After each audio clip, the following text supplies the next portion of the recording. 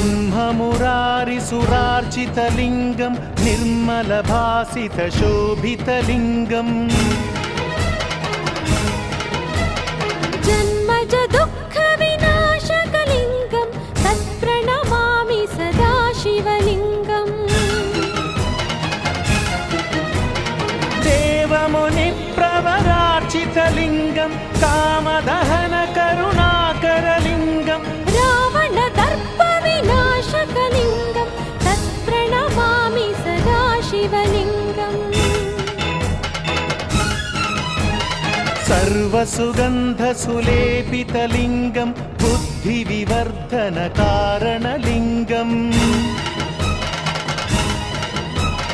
सिद्धसुरासुरवन्दितलिङ्गं तत्प्रणमामि सदा शिवलिङ्गम्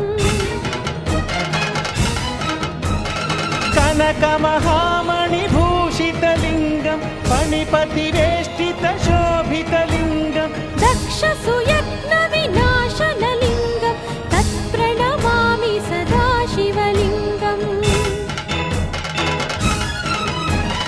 कुङ्कुमचन्दनलेपितलिङ्गं पङ्कजहारसुशोभितलिङ्गम्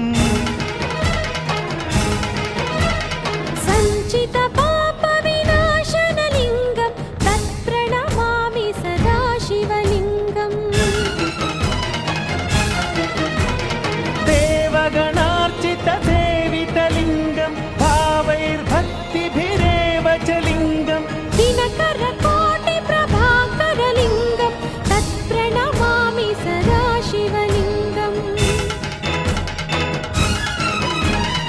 अष्टदलोपरिवेष्टितलिङ्गं सर्वसमुद्भवकारणलिङ्गम् अष्टदरिद्रविनाशनलिङ्गं तत्प्रणमामि सदा शिवलिङ्गम्